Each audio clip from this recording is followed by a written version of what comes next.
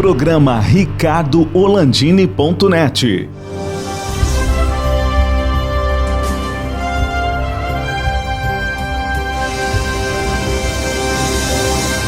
Alô, amigos, estamos começando mais um programa ricardoholandini.net com a minha amiga de muitos anos, da Tchecoslováquia para o mundo, Suzy Obal, que vai nos contar um pouquinho da sua história, agora dessa vez gravando, porque eu não gravei com ela, eu fiz um programa inteiro só batendo papo com ela, esqueci de gravar, você já viu uma coisa dessa, mas eu estou revelando aqui. Isso também acontece com esses inexperientes da televisão aqui. Eu teve um probleminha, não apertei o botão para gravar, né? Suzy Obal, da Tchecoslováquia para o Brasil, para o mundo, para o Rio Grande do Sul, que só teve a ganhar contigo. Eu queria que, de novo, tu contasse um pouquinho da tua história, lá daquela menina que, num momento conturbado da história da humanidade, né, em plena Segunda Guerra Mundial e pós-Segunda Guerra Mundial, tu vivesse aquele momento lá, que tu era uma menina, o teu pai conseguiu fazer uma fuga cinematográfica, que pode ser assim, né, e veio para o Brasil, em especial para o Rio Grande do Sul. Conta para nós a tua história que tu está botando num livro, Suzy. Bom, muito obrigada, em primeiro lugar, pelo convite, Ricardo. Agora eu já ensaiei a primeira entrevista, que não ficou gravada, agora eu já falo com mais facilidade. Que eu queria comentar contigo. Em primeiro lugar, muito obrigada por essa atenção toda. Eu sou Suzy Obal, eu completei 87 anos no dia 23, bem no início da primavera. Eu que nasci no hemisfério norte, em pleno outono. Agora que eu estou no outono da minha vida, eu faço aniversário na primavera. Não é qualquer um que pode também, bacana isso. Bom, eu sou natural, eu nasci na cidade de Reichenberg, hoje é Liberec, fica na fronteira quase com a Alemanha e a atual República Tcheca. Na época era o Império Austro-Húngaro e Boêmia, e meus pais eram austríacos, eu fui educada em alemão, alfabetizada em alemão e tudo mais. Frequentei colégio alemão, entrei no colégio em 1939, bem na época do início da Segunda Guerra Mundial. E eu tive várias colegas de aula, e uma delas veio de Berlim com a família dela. O pai era um administrador do regime nazista e foi transferido para a nossa cidade. E ela me disse um dia no colégio, eu cumprimentei, ela disse: eu não falo mais contigo, tu és uma judia suja. Aí eu fiquei assim apavorada, disse: mas o que é isso? Claro que não, eu nem estou sabendo de nada disso. Não, mas eu sei, eu vi nos documentos do meu pai. Aí aparece teu pai, né? E a tua avó foi judia, etc, etc, etc. Bom, eu cheguei em casa chorando, achei horrível. Eu nem gosto muito de comentar isso. Quando terminou essa guerra, em 1945, essa parte toda que Hitler tinha anexado, como Orlando vai falar daqui a pouco também, ele anexou a Áustria, a Polônia, a República Tcheca, era o tal do Protektorat Böhmen, ou seja, o Protetorado Boêmia, né? Aquela dos famosos cristais. E eu tive que frequentar o colégio tcheco, porque naquela época uma criança abaixo dos 14 anos tinha que ter frequência escolar. Entrei no colégio tcheco sem saber falar uma língua, uma palavra dessa língua, que por sinal é muito difícil, muito difícil. Bom, aprendi direitinho. A professora, uma daquelas senhoras muito severas, de idade, muito rigorosa, assim, ela disse: tu sabes, tu merecerias uma ótima nota na tua redação, mas eu não vou te dar porque tu és uma Niemetzka, uma alemoa. Ela só não falou suja. Tá? E aí eu já não me senti muito à vontade também. Isso tudo para uma menina de 11 anos, Ricardo. Isso grava muito. Essas coisas me machucaram muito, né? Bom, meu pai tinha uma irmã em Porto Alegre, que já tinha vindo antes da guerra, e o sonho dele sempre era vir para o Brasil. Então, para Porto Alegre. ele conseguiu juntar os documentos todos e nós conseguimos aprontar os passaportes e tudo mais para sairmos. Antes de conseguirmos sair, a Suzy ficou muito doente. Eu peguei uma difteria infecciosa.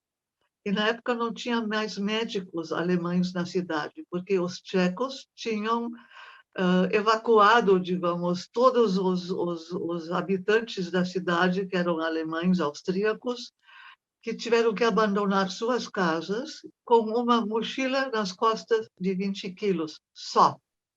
Com isso, essas vilas, eram vilas, se chamavam de vilas, né? Nós morávamos num bairro muito, vamos dizer, muito elegante, muito tradicional, e nossos parentes, todos foram postos para a rua, né? E meu pai tinha conseguiu essa segunda cidadania tcheca, então a nossa casa foi mais ou menos protegida, porque não era ainda o regime comunista.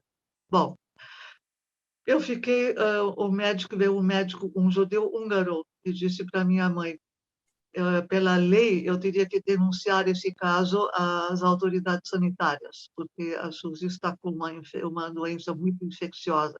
Mas se ela for para o hospital, ela não volta mais. Eles não têm o mínimo interesse em salvar uma menina alemã. E ele me deu uma injeção, só Deus sabe o que foi aquilo, que não existia ainda antibiótico. Eu comecei a vomitar, então a minha garganta aliviou, eu consegui respirar de novo.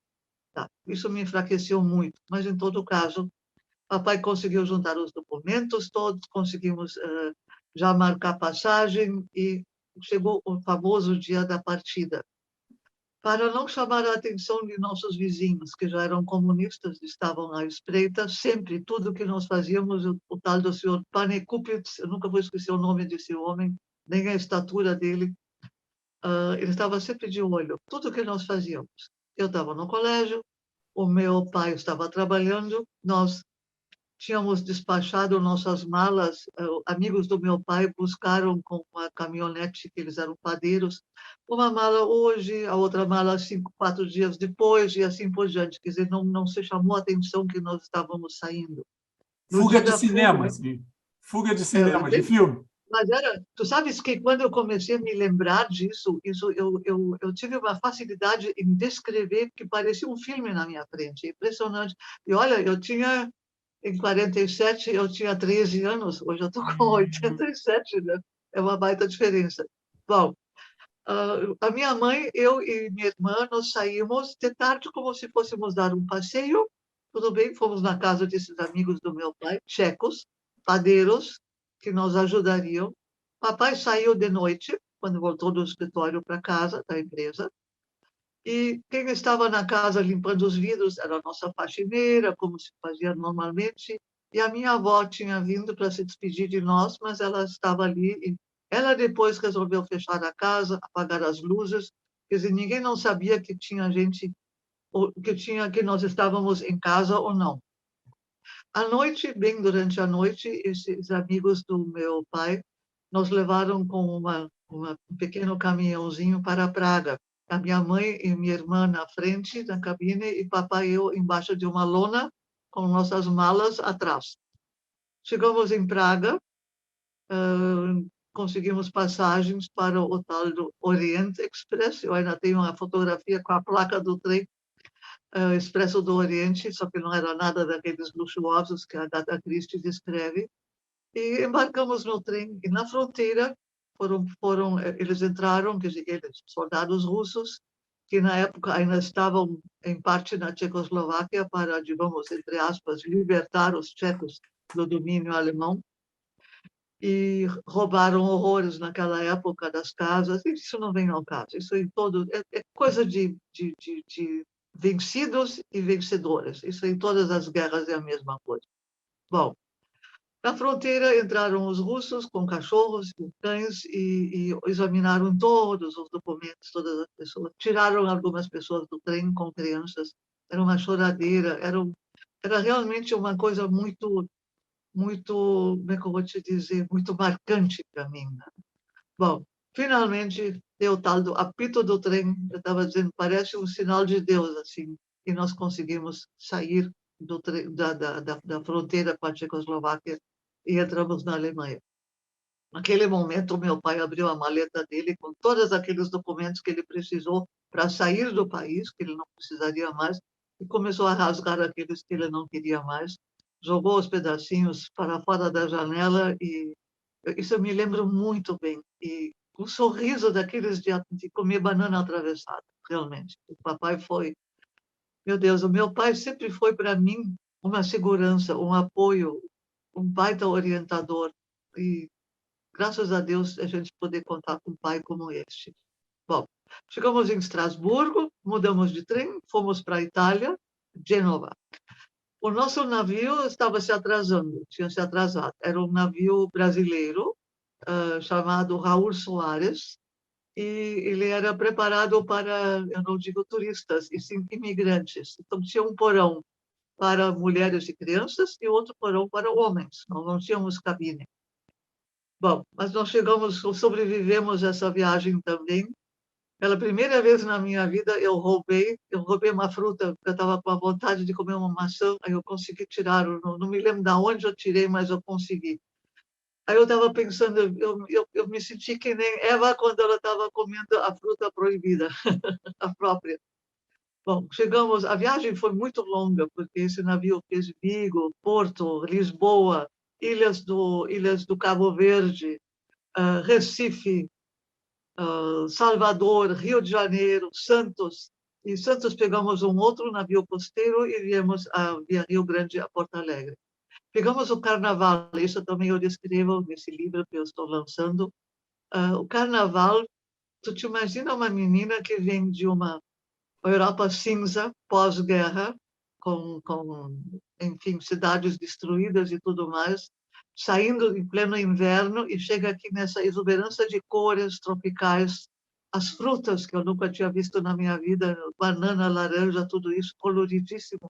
E o que me chamou a atenção foram os senhores baianos, principalmente, em trajes de linho branco engomados, azul claro e até rosa, e com chapéus de palha. E eles andavam de bonde no carnaval, mas eles não se sentavam para não amassar a roupa. Isso eu guardei assim, achei fantástico, né? Para quem chega de lá e de repente enfrenta não, de repente vê tudo isso, é presenteado com tudo isso. Bom, chegamos a Porto Alegre em 18 de fevereiro de 1948. Alguns meses depois, nós ficamos sabendo que a Tchecoslováquia tinha virado comunista e que chamaram isso de cortina de ferro, ou seja, não permitiriam mais a saída de toda a família. Poderia sair um, mas os outros teriam que ficar de reféns. Isso aconteceu, infelizmente, né? O que mais eu posso te contar? Chegamos a Porto Alegre, recebidos por minha tia, a irmã do meu pai, que tinha vindo antes da guerra para cá e casou com um italiano, Dr. Dante Sfoggia, falecido já. O tio Dante foi meu grande professor de português, ele me ensinou a falar português, ele me ensinou a tomar cafezinho sem queimar a minha língua, ele me levou para a banca 40 do mercado público, onde eu comi meu primeiro sorvete com frutas, coisa que eu nunca tinha conhecido, enfim. Mil e umas coisas novas para mim. Eu, então, com 13 anos. Meu pai ele começou a montar carros Skoda, da marca Skoda, tchecos. Ninguém sabia montar porque o Manuel era em tcheco. Então, isso foi o primeiro trabalho que ele fez. Depois, toda a família começou a trabalhar. Eu comecei a dar aulas de alemão para filhos de pessoas de origem alemã aqui. Eu tinha 13 para 14 anos. Entrei no Colégio Farroupilha. E no Colégio Farroupilha eu aprendi português e fui muito, muito bem recebida, com muito carinho, mas muito carinho. E tem uma coisa que eu coloquei no meu livro, aliás, não sei se eu comentei antes, eu acabei de entregar para a editora o meu livro sobre toda essa história contada do meu ponto de vista, da minha vivência, desde a menina até a mulher adulta de hoje, bem crescidinha já. E eu conto essas coisas também. O livro vai se chamar, aliás, se chama Valeu a Pena. Bom, no Colégio Farroupilha, eu nós fizemos o exame de admissão para entrar no ginásio. Na época, existiam exames orais e exames escritos. Os escritos eu conseguia dar um jeito. Os exames orais, eu decorei os 50 pontos de história que poderiam cair. Para mim, caiu a Guerra do Paraguai. Eu só pedi para a professora Jurema, na época, a nossa professora, que ela não me interrompesse, porque eu decorei, mas no momento que me interrompesse, eu estava perdida. E, inclusive, tem um trecho que eu não sabia o que eu estava falando, mas, assim, nas barrancas do rio Uruguai. Eu não sabia, eu não encontrei a palavra barrancas em nenhum dicionário desses pequenos que nós tínhamos de bolso, né? Não sabia o que era barrancas. Só anos depois, quando eu fui com meu marido para Foz do Iguaçu e tudo mais, aí eu aprendi, comecei a rir, porque me lembrei dessa minha dificuldade no colégio. Mas passei bem e tive um problema de tuberculose, e no ginásio já eu tive que parar de estudar essa parte. Aí eu entrei para um outro colégio, Batista Americano, e fiz um curso de comércio exterior. Me formei nisto. E meu pai, então, queria que eu trabalhasse com ele, porque papai tinha já N representações da Dinamarca, da Finlândia. Da Finlândia, e nós importamos como é que se chama isso? Desnatadeiras manuais. Na época não havia eletrificação rural ainda muito grande no Rio Grande do Sul. Enfim, no Japão também. Então, todas essas correspondências eu conseguia fazer em inglês, em alemão, e eu estava fazendo espanhol também. Isso também eu consegui fazer. E fomos indo. Papai se naturalizou. Eu queria te contar, meu pai tem um certificado de naturalização assinado pelo presidente Getúlio Vargas e como ministro da Justiça, o senhor Tancredo Neves. Eu fiz uma cópia disso, isso vai aparecer no meu livro, o documento original. Eu também sou, obviamente, naturalizada brasileira e sou gaúcha de todo o coração. Que Conheci meu maravilha, marido. Suzy. Que maravilha, Suzy. Eu só vou te pedir uma coisa, nós temos que fazer um rápido intervalo aqui no programa ricardorlandini.net, que você assiste no BATV, canais 20, 520 da NetRS, 26, 526 Vale dos Sinos, Uruguaiana, nas nossas redes sociais e pelo streaming do BATV. Nós já voltamos. Camarões, frutos do mar, filés, tudo com o toque da melhor experiência gastronômica. Teleentrega 3105-6767. Chihuahua, o sabor tradicional na mesa da sua casa. Eu sou o Rogério da Rogério.pizza. Sabe por que eu faço pizza? Porque eu adoro fazer pizza, eu amo fazer pizza. Fazer pizza para mim é louco de bom. Teleentrega 0800 321. Rogério.pizza.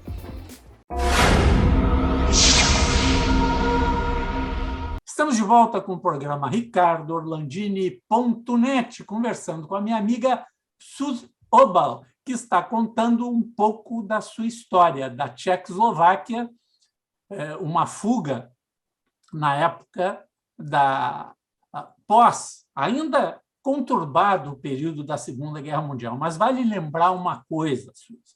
A história a gente não pode esquecer, porque a gente esquecendo o erro pode voltar a acontecer, né? Os nazistas, na época da Segunda Guerra Mundial, morreram, vamos lá, uns 30 milhões de pessoas na Europa, né? 6 milhões de judeus, pelo menos isso, tá? São números que um dia talvez a gente chegue nesse número desse genocídio que foi o Holocausto. Mas os comunistas mataram outros 50, 55 milhões de pessoas atrás da cortina de ferro, que o Winston Churchill avisou, né, que ia acontecer a cortina de ferro. E o Stalin conseguiu matar mais judeus do que os nazistas. Esta é a verdade.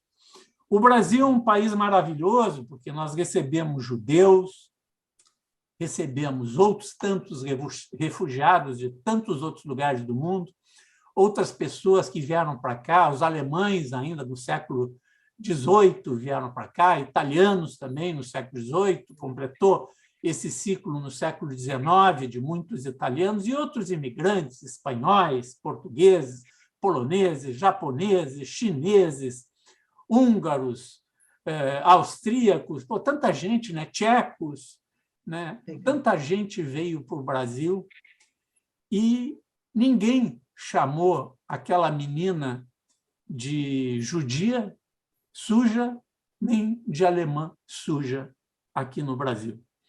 E, por certo, não chamam nenhum sírio, nem um libanês, nem um judeu, nem um português, nem um japonês, nem um chinês de sujo aqui no Brasil. Nós recebemos toda essa gente que faz parte do nosso país, do nosso sangue brasileiro, essa mistura maravilhosa de todas as origens, porque nós somos humanos, e humano só tem ser humano, gente, né? Cor, religião, ideologia política, time de futebol, se é gremista ou colorado, pouco interessa. Somos seres humanos. Eu acho que o Brasil deu e ainda dá uma lição muito boa para o mundo na recepção.